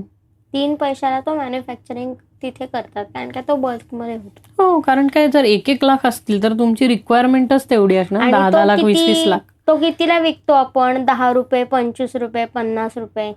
जे आपण क्लोदिंगचे मास्क, म्हणजे आता मास्कचं मला माहिती झालंय की बाबा काय मॅन्युफॅक्चरिंग करताना काय काय घ्यायचं किंवा कुठनं घ्यायचं. आणि आता काय झालंय, हे मास्क ऑलमोस्ट सगळेच जण विकतात, म्हणजे सॅच्युरेशन झालंय. आणि कितींकडनं घ्यावा आणि कितींकडनं नाही, फक्त क्वालिटी कोणाची चांगली आहे ते फक्त क्वालिटीचाही प्रश्न आणि नाही. ते कसं आहे शेवटी, जे अलिबाबावरनं N95 मास्क मागवतायत तिथे आणि बल्कनी विकतायत, त्यांनाही फायदाच होतो. हो, म्हणजे मी जेव्हा अलिबाबा नाही, अली एक्सप्रेस वरती पाहिले होते ना, की मला काही कानातले आणि काही गोष्टी पाहिजे होत्या, तर ते 4चं पॅक 28 रुपयाला असतं. तेच जर आपण Amazon वरती पाहिलं तर ते 250 ते 300 रुपयाला असतं. 28चं 250-300 म्हणजे केवढा. हो, आणि विथ शिपिंग, फ्री शिपिंग. हो ना, विथ शिपिंग, तेच म्हणतो. Free shipping with China post. हो, मग तेच म्हणते, माझं यायला 1 महिना लागतो पण येतं फ्री मध्ये. बऱ्याच गोष्टी मागवल्या की मला आवडल्या. म्हणजे तो विषय नाहीये, तो चायनाचा वरती चिडून आता उपयोग नाहीये जर तुमच्याकडे बनवायलाच काही नाहीये. त्या लेवलवर आपण जेव्हा बनवू शकतो मग का मी इकडचं आणि वापरणार हो, नाही. आपण इंडियन प्रिफर करू. आता आहेत लोकली काही गोष्टी चांगल्या तर आपण ती गोष्ट हे करायला हरकत नाही. हो, तेच ना, पुढे पण मी तेच म्हणतो की हे नाही का Prefer आता करायला. म्हणतो आपण की हे चायनाचे मोबाईल वापरू नका, चायनाचं हे म्हणजे काय प्रॉब्लेम असा आहे की ह्या कॉस्टमध्ये त्या क्वालिटीचा मोबाईल आता भारतातल्या कुठल्याही कंपनीज देऊ शकत नाही. आता नाही देऊ शकत, फक्त ह्या घडीला नाही देऊ शकत. काही वर्षांनी आपल्या सगळ्या गोष्टी होत. नक्कीच, आपण आतापासून प्रयत्न केला पाहिजे. एक्झॅक्टली. आणि मी हे म्हणतोय की तुम्हाला एवढी फॉरेन इन्व्हेस्टमेंट होणार आपल्याला चोरीची नाही, आपल्याला सारखं असतं ना की तुमचा चायना डेटा चोरून घेऊन जाईल तुमचा. ठीक आहे, चायना डेटा चोरून घेऊन जाईल, मग अमेरिका काय आपला डेटा चोरणार नाहीये का?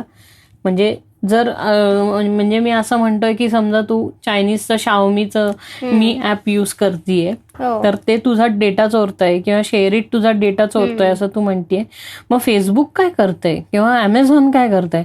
अमेझॉन पण तुमचा डेटा चोरतच आहे आणि विकतंय. सगळेच तर डेटा मायनिंग मध्ये तू हे बघ, इकडनं कर नाही तर तिकडनं कर, तुमचं मरण होणारच आहे. त्यामुळं सध्या तुम्हाला कळलं पाहिजे की सगळे जे म्हणतात ना चायनावर चढतात, तर तुम्हाला एक सेन्सिबल पॉइंट ऑफ व्ह्यूनी चायनावर चढायला. आता काही गोष्टी चांगल्या केल्यात की काही डिफेन्सच्या गोष्टी वगैरे ह्या तिकडनं मागवायच्या नाहीत, किंवा काही इसेन्शियल गोष्टी ज्या आहेत, ज्या इंडस्ट्रीज इथे आत्ता वाढू शकतात, मेक इन इंडियामध्ये त्या वाढू शकतात, तर मग त्यांना आत्ता प्रोत्साहन देत चालले, तर मग ही चांगली गोष्ट आहे. हा पॉइंट ऑफ व्ह्यू पाहिजे. तुम्ही अगदी म्हणजे उद्यापासनं मी काय म्हणतो उद्यापासून मी माझी संडास जी आहे ना ती पानानी पुसेन, पण चायनातनं आलेलं फ्लश नाही वापरणार, असं करून नाही चालत.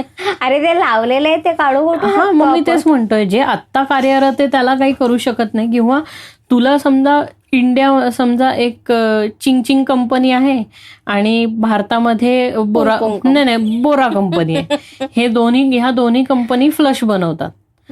पण चिंग कंपनी आहे ना, त्यांचं फ्लश तुला 17 रुपयाला पडतं. बोरा कंपनीचं जे फ्लश आहे तुला 70 रुपयाला पडतं. तू सगळं क्वालिटी सगळं चेक केलं तर सगळं सेम, एक्झॅक्टली सेम. म्हणजे प्लास्टिक बिस्टिक त्याचं फिटिंग प्लंबिंग ह्यापासून सगळं सेम. तर आता मला तू सांग, तू समजा तुला घरात फ्लश लावायचा आहे, तर तू चायनाची वस्तू वापरायची नाही म्हणून 70 रुपयाचा बोरा वापरणार आहे का 17 रुपयाचं चिंग? ऑब्व्हियसली, कारण तुला एवढा इथे फायदा होतोय म्हणजे तुला सगळी सेम क्वालिटी मिळते आणि त्या कॉस्टला मिळते, खूप कमी कॉस्टमध्ये मिळते. जर बजेट तुम्ही काढलं असेल तर त्या बजेटमध्ये बसणाऱ्या गोष्टी तुम्ही घेणार ना. बरोबर आहे ना. जे परवडतंय, मग आता सध्या चायनातनं आलेली वस्तू घेणं परवडत आहे ना, त्याला नाईलाज आहे, मग ते घ्यायला लागणार आपल्याला. सध्या तरी सगळं घ्यावं लागणार. आणि अशा किती गोष्टी आहेत ज्या चायनातच बनून येतात आणि येणार. तुम्ही किती अवलंबून राहणार आहे ना, तुम्ही स्वतःची इंडस्ट्री. अरे म्हणून आवडलं नाही म्हणून आपला स्वतःचा कारखाना नाही काढू शकत. अगं, विषय असा आहे की आपल्या ब्युरोक्रेसी आणि ह्याच्यामुळे आणि आपल्या गलथानपणामुळे, सरकारी गलथानपणामुळे किंवा रेड टेपिझममुळे आपण कधीच या इंडस्ट्रीजला मोठं होऊ दिलंच नाही. आणि सगळं पब्लिक सेक्टर नाचत बसलो. त्यामुळे आपलं प्रायव्हेट सेक्टर मोठं झालं नाही. त्यामुळे पब्लिक सेक्टर बुडलं की अख्खा देशोधडीला लागतंय ना. मग आता त्याचीच फळं भोगतोय आपण. काही गोष्टी चुकलेल्या असतील, पण हे जे आहे ना, हे सगळं तुम्हाला कॅपिटलिझमला कॅपिटलिझमनीच हरवता येतं. आणि चायना हे कम्युनिस्ट देश नाहीये, चायना हे कॅपिटलिस्ट देश आहे, हे लक्षात ठेवा.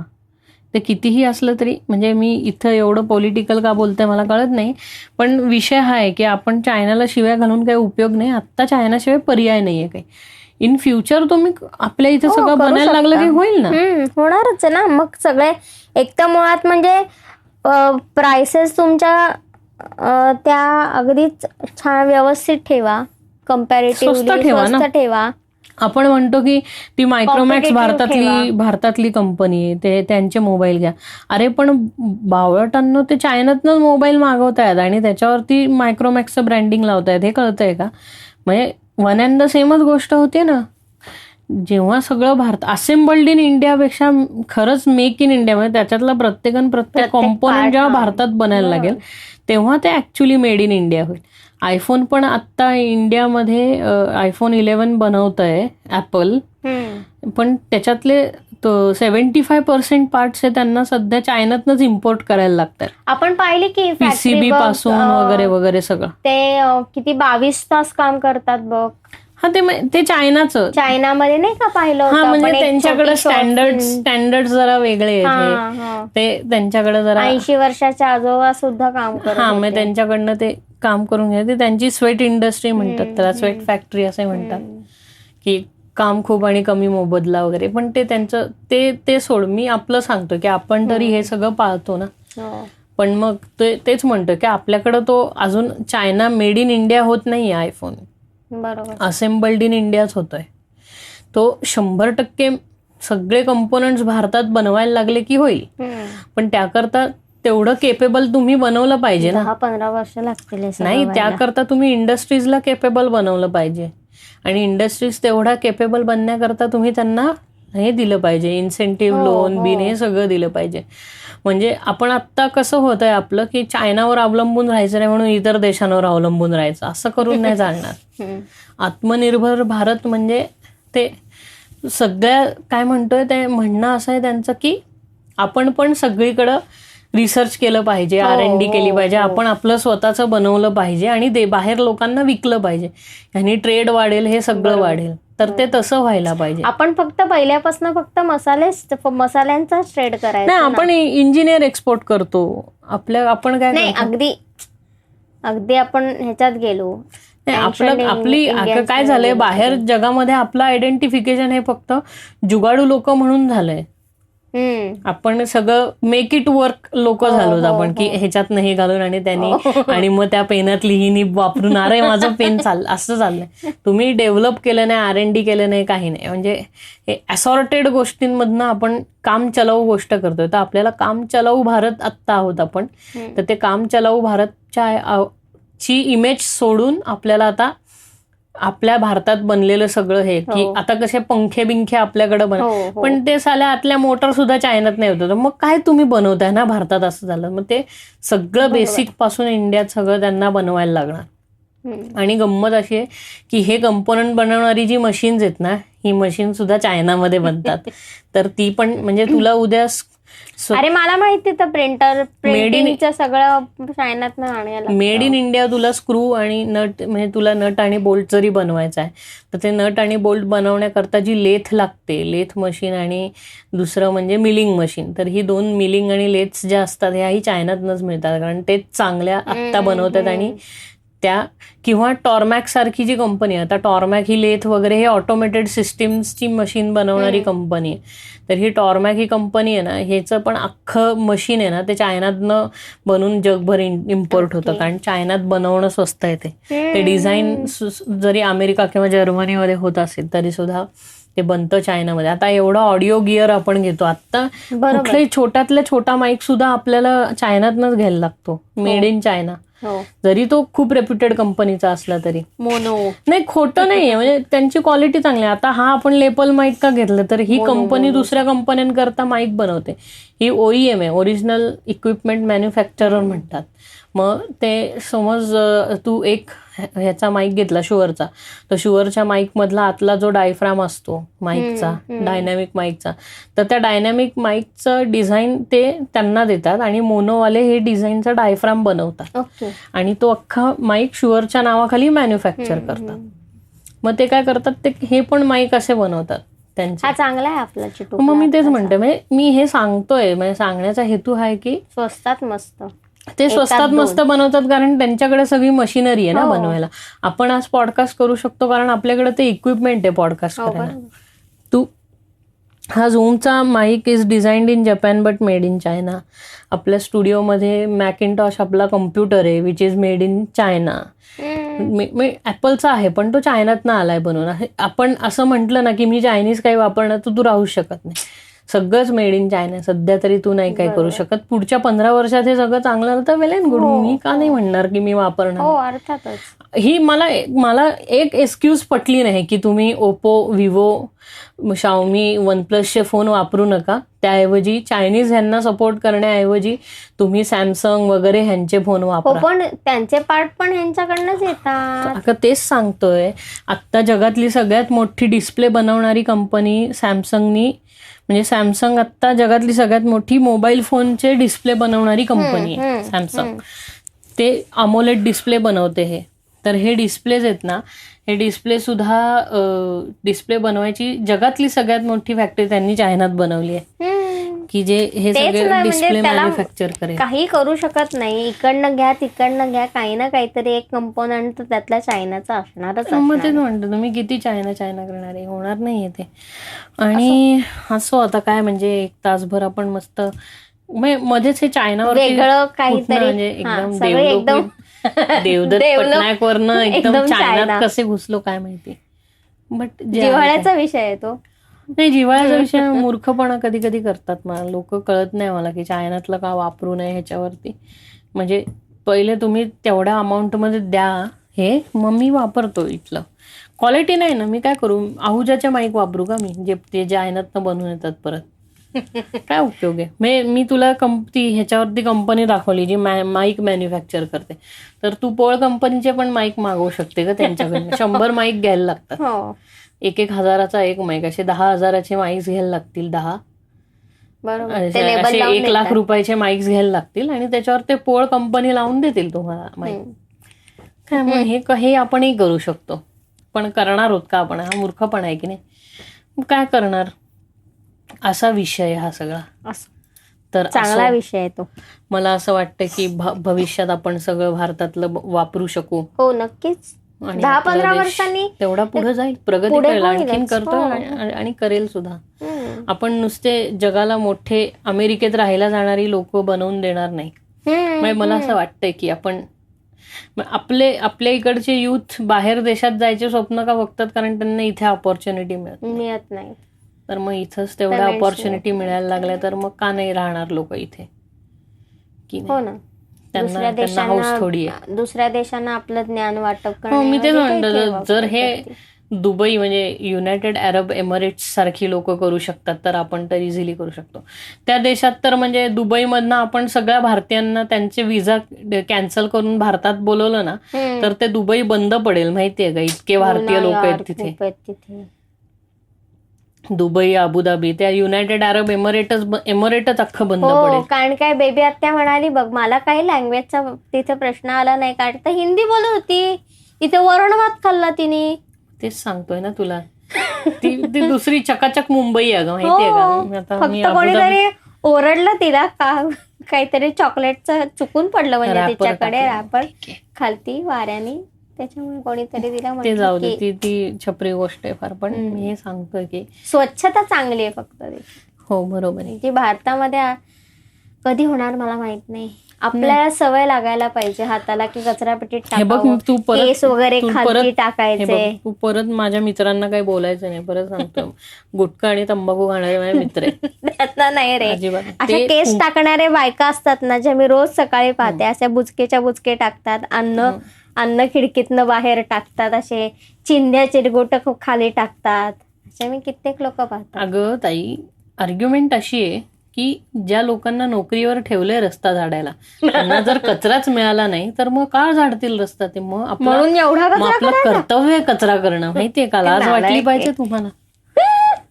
मी घरातनं कचरा खाली का टाकते खिडकीतनं? कारण जो रस्ता झाडायला येतो माणूस, त्याला कंटेंट मिळालं पाहिजे झाडायला. तो म्हणेल शी रस्ता चकाचक आहे, मी का झाडतोय? असं कसं करून चालेल? म्हणून पण तो रस्ता झाडणारा माणूस 15 दिवसांनी एकदा येतो, मग सगळीकडे आपलं गलिच्छ कचरा कुंडी होते, त्याचं काय? सगळ्या खांबांपाशी कचरा टाकलेला असतो लोकांनी. मग तेवढं अवॉइड करायचं. एकदा घराच्या आत आलं की घरात घाण दिसत नाही ना, संपला विषय. आपण कसं असतं 24 तासातले आपण 12 तास बाहेर असतो, 12 तास घरात असतो. तर त्याच्यातले कम्युटिंग आवर्स किती आहेत तुमचे? 10 मिनिटं, 5 मिनिटं, 1 तास, बस. तेवढं दुर्लक्ष करायचं. बरोबर.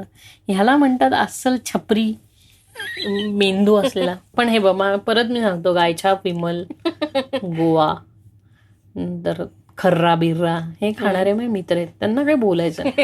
तो तुला आठवतं का रे? आपल्या इथं लोकांनी गुटखा, तंबाखू हे खाणं बंद केलं तर मग डेंटिस्ट काय करणार? त्यांना काय कलाकुसर करायला नको काही?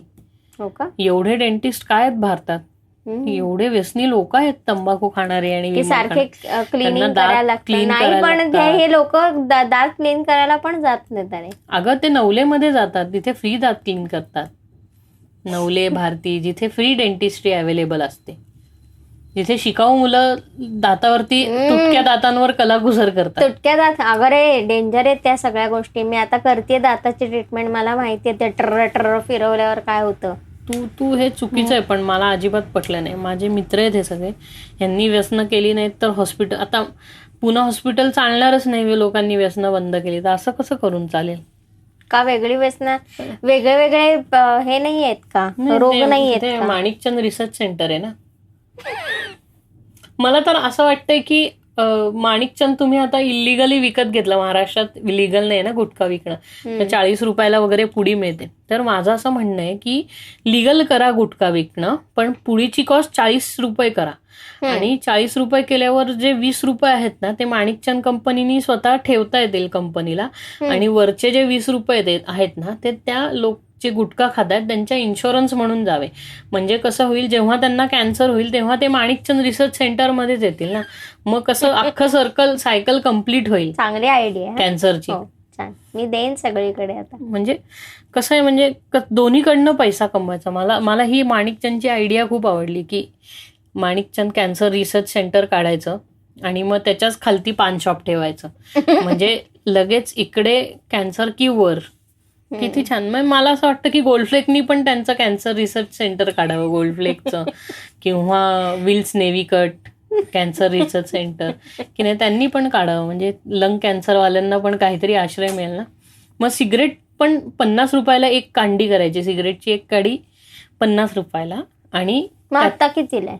नाही, एक 10 रुपयाला मिळते का आता. तर ती एक सुट्टी जी मिळते ना, सुट्टी एक 10 रुपयाला मिळते. एवढी स्वस्त मिळते? हो, कारण काय भेदभाव नाही. वेडी आहे का तू? कागद बिगद लागतोय, डोकं काहीच नाही ना करण्यात. बिडी वगैरे हे पण संभाजी बिडीचा तर पुडा मिळतो. तर मी तेच म्हणतो की महाग करा, व्यसनं खूप महाग करायची. म्हणजे एक तुम्हाला सिगरेटचं पाकिट घ्यायचं असेल तर साधारण 3,500 रुपयाला तुम्हाला ते सिगरेट. लॉकडाऊन मधलं हे गेले का सगळे म्हणजे ज्याला लॉकडाऊन मध्ये ते सगळं गेलं. आता सगळं नॉर्मल रिटेल प्राइस मध्ये सगळं मिळतं. मी तेच म्हणतोय की एक पाकिट 3,500 रुपयाला करायचं. एक सिगरेटचं, एक कुठलंही घ्या, कुठलीही सिगरेट घ्या, हार्ड घ्या, लाईट घ्या, हिरवी घ्या, निळी घ्या, मेंथॉल घ्या, संत्रा घ्या, कोबी, जे काय तुमचा जो सीताफळ फ्लेवर जो आहे तो कुठलाही घ्या, हुक्का घ्या, सगळं 3,500 रुपयाला पाकिट ठेवायचं. आणि 3,000 रुपये पाकिट ठेवलं, 1,500 रुपये कंपनी ठेवायचे, 1,500 रुपयाचं त्या सिगरेट फुंकणाऱ्या माणसाचा इन्शुरन्स करायचा. म्हणजे तुमचा गिराईक जाणार नाही. लक्षात ठेव तू ताई, तो उद्या त्याला कॅन्सर झाला की तो तुमच्याच हॉस्पिटलमध्ये सगळं करून Gold Flake cancer research centre, ITC implementation करणार नाही. आयटीसी कॅन्सर रिसर्च सेंटर ते आहे. किंवा हे नाही का, लिव्हर सिरोसिस रिसर्च सेंटर काढू, ओल्ड मॉंगचं किंवा किंगफिशरचं. असं छान करता येईल. मला असं वाटतं की हे ना, म्हणजे जनरल थॉट हे जोक झाला, पण जनरल थॉट असा आहे की हे महाग करून काय उपयोग होणार नाही. शेवटी लोक काय होईल, तू दारू खूप महाग केली ना, लोक आणखीन स्वस्तातली दारू पिऊन स्वतः पटकीनी मरायला लागतील. म्हणजे इतकं की लोक घरी दारू पिऊन अनडिस्टिल्ड काहीतरी चुकीचं अल्कोहोल पिऊन मरतील. म्हणजे इतकी महाग केली दारू ना, तर उद्या लोक नेल पॉलिश रिमूव्हर हे पिऊन मरतील.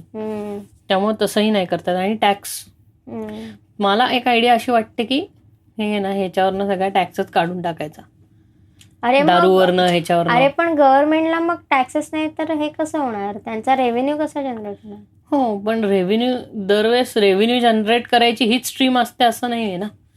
तो जो एक्स्ट्रा ते कर लावतायत ना, त्यामुळं काय होतं, ते सोन्याचा अंड देणारी कोंबडी तयार होते त्याची. आणि त्या सोन्याची तुम्हाला सारखी ओढ लागते आणि तुम्ही लोकांना दाखवता, बघा हे सोनं आहे, हे प्रेशियस आहे, हे सोनं आहे, हे प्रेशियस आहे. मग प्रेशियसला तुम्हाला जास्ती पैसे मोजायला लागणार ना. उद्या जर आपल्या इथे सोन्याच्या ऐवजी दुधाला तेवढा भाव असता तर मग आपल्या इथे डॉलरची तुलना 1 लिटर दुधात केली असती ना लोकांनी दुधाच्या पिशव्या बँकेत ठेवल्या असत्या साठवून. आणि अरे पण ते नाचतात. अगं मग मी हे सांगतोय की म्हणजे आज आपण दूध जे म्हणतो हे अगं फुसके जाऊ दे, तर ते दुधाच्या हे कम्पॅरिझन मध्ये मग हे जास्ती भारी होऊन जाईल ना. म्हणजे असं एका अल्टरनेट युनिव्हर्समध्ये ही रियालिटी असते की लोखंडाला सोन्याचा भाव आहे आणि सोन्याला लोखंडाचा भाव आहे. म्हणजे आपल्या इथं जे पंखे लोखंडाचे रॉड असतील त्याला सोन्याचे रॉड असतील, तर ते आपल्या इथं सोनं असं असतं ना, मिळवायला खूप अवघड, त्यामुळे महाग. पण ते लोक त्याला व्हॅल्यू देतात म्हणून त्याची व्हॅल्यू ती बनते. नाही, माझी सोन्याची क्रेज कमी झाली आहे, मला काही वाटत नाही. म्हणजे काही वर्षांनी ते सोनं पण नगण्य व्हायला लागणार आहे. म्हणजे मला आता काय घ्यायचं आता सोन्यामध्ये? बघ ना, म्हणजे लोक अशा प्रॉपर्टीमध्ये इन्व्हेस्ट करतात आणि समज ती प्रॉपर्टी भूकंपात गेली तर मग त्या प्रॉपर्टीचा काही अर्थच नाही. इन्शुरन्स केला असेल तर मिळेल. अगं नाही, म्हणजे जे ग्राउंड फ्लोअरला राहतात ना, तर त्यांना जमीन तरी आहे ना क्लेम करायला. जे थर्ड फ्लोअरवर राहतात तर त्यांचा तर फ्लॅट असा हवेत गेलाय, आता काहीच नाही करू शकत तुम्ही. भारी गंमत आहे की नाही. म्हणजे त्या ऍसेटला व्हॅल्यू कशी काय येणार ना, जर तो ऍसेटच गेला, गायबच झाला, तर आपण त्या ऍसेटला व्हॅल्यू देतो म्हणून त्याला व्हॅल्यू निर्माण होते. जाऊ दे, मी खूप आता रॅन्टिंग करायला लागलोय आणि आजचा एपिसोड संपायला हरकत नाही. रात्रीचा उशीर पण झालेला आहे, आपण आता झोपूया. येस, सो तुम्हाला हा एपिसोड कसा वाटला, आणि हे नेहमीचा कचरा मी बोलून आजचा एपिसोड संपवतो की तुम्हाला हा एपिसोड कसा वाटला हे सांगा. लाईक, शेअर, सबस्क्राईब करा. त्या बेल आयकॉनवरती क्लिक करायला विसरू नका. आणि ही पॉडकास्ट जगात सर्वत्र कुठल्याही ॲपमध्ये, म्हणजे तुम्ही फेसबुक डाउनलोड केलं असेल तर त्याच्यातही काही दिवसांनी ही पॉडकास्ट अवेलेबल होईल. ऑलमोस्ट आत्ता सगळीकडे अवेलेबल आहेच. यूट्यूबवर तुम्ही बघताय, इतर ह्याच्यावर तुम्ही ऐकताय. जिओ सावनवरती टॉप सर्चेसमध्ये मराठी पॉडकास्ट आली आहे. कुकू FM. ते काय तर बावळट पण आहे ते कुकू FM, पण ठीक आहे, म्हणजे त्याच्यावरही आहे. आणि स्पॉटिफाय बिटिफाय जे काय आहे तिथेही सगळीकडं आहे. तुम्हाला जिथे ऐकायचे तिथे ऐका. आणि काय वाटतंय फीडबॅक सांगा. बाकी काय एकदम मस्त चाललंय. आणि गणपती बाप्पाच्या ह्याच्यात पण हो, पहिलं गणपती बाप्पा पॉडकास्ट असेल आमची, एकदम पहिली. पण त्यालाही 1 वर्ष, म्हणजे असं आलोय सगळं करत करत. तर आमचा पहिला गणपती बाप्पा असेल तो. तर भेटूया मग तेव्हा. चला, हॅव अ ग्रेट डे आणि good night. Bye bye. Bye bye.